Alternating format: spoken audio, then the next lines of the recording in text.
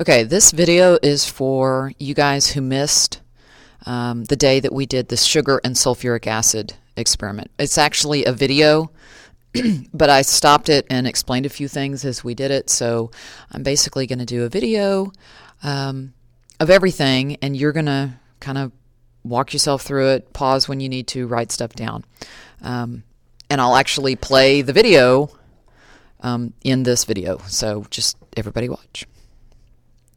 First thing you need to do is just have your lab packet open to evidence of chemical reactions, and you're going to take your observations section and split it so that you have a before area and an after area, and then we will balance the chemical equation after everything's done.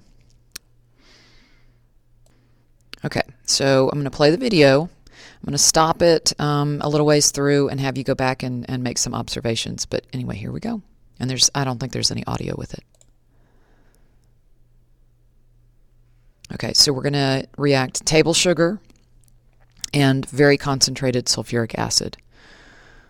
Okay, here's what I want you to notice. Table sugar, it's white granules. It's the normal sugar that you're used to seeing. Okay, so it's little white grains.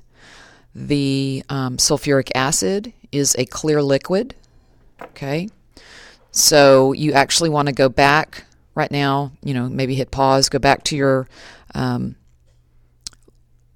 lab sheet, okay, and write in that sugar is white crystals, sulfuric acid is a clear liquid on the before side.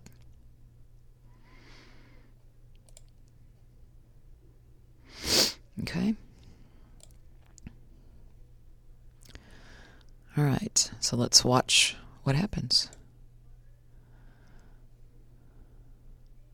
Okay, you can already see that there's a color change. It's going from clear to yellow. It's getting darker.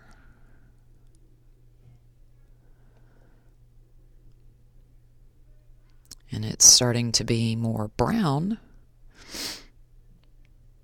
So there's definitely a color change.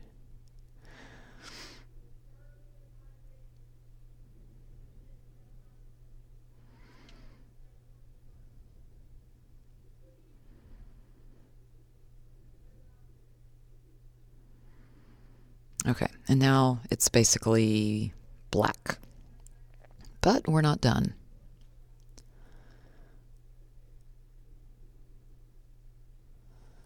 All right, so we've definitely got a color change. And now it's starting to bubble, bubble, bubble.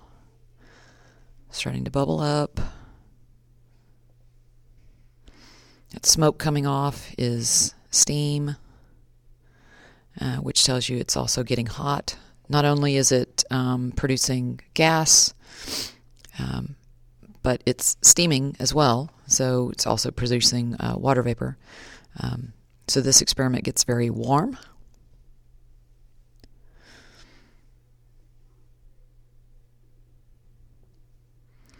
All right, he comes back, tries to tap on it a couple of times. Try to break it. Okay, but notice he is not picking it up with his hands, and that's going to also help indicate that the beaker right now is too hot to touch. So there's definitely been a temperature change as well. Okay, so you have a color change, you've got a temperature change, a temperature increase. You also have gas bubbles being given off. And the one thing, obviously, that you can't tell from the video is that this is also a really stinky experiment, so it smells really bad. So there's actually 4 pieces of evidence that a chemical reaction has taken place in this particular instance. So over here, in your after section, you're going to actually have 4 pieces of evidence of a chemical reaction. Number 1, it went from white to yellow to brown to black. Number 2, that there were gas bubbles given off. Number 3, that the temperature increased. And number 4, that it was stinky, that there was an odor change. Okay?